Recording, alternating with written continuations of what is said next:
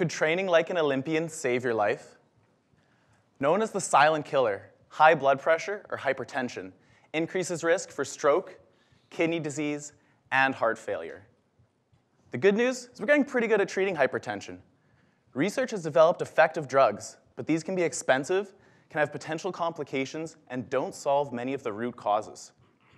As a result, lifestyle modification, like exercise, is now seen as first-line treatment for hypertension. Current guidelines usually recommend around an hour of moderate-intensity exercise per week. And this has been shown to work, but we still don't really know what kind of exercise is best. Should those with hypertension be exercising harder or lighter, longer or shorter? Where can we look for inspiration? What about our athletes that just competed in the Olympics? Athletes train their bodies to become more efficient in order to compete at the highest level. Why can't we use their training methods in other populations as well? For years, elite athletes have used what's called high-intensity interval training, or HIIT, to get better training results. Popularized with use by the Own the Podium program, HIIT involves repeated bouts of short, really hard exercise with rest in between.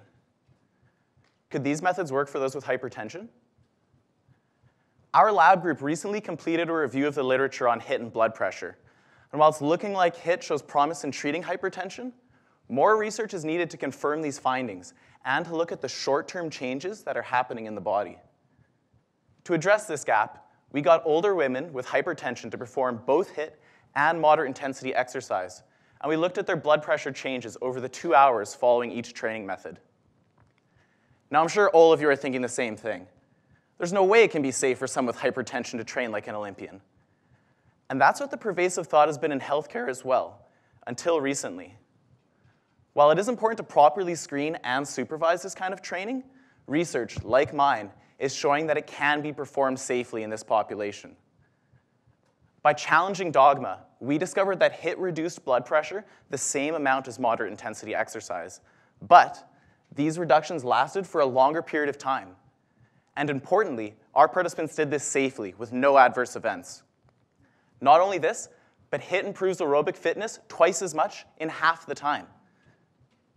Further research is needed to support the use of HIIT in hypertensive populations, but my work has shown that it is safe and effective when performed properly. In the near future, expect it to become common practice for physicians to prescribe Olympic training. Thank you.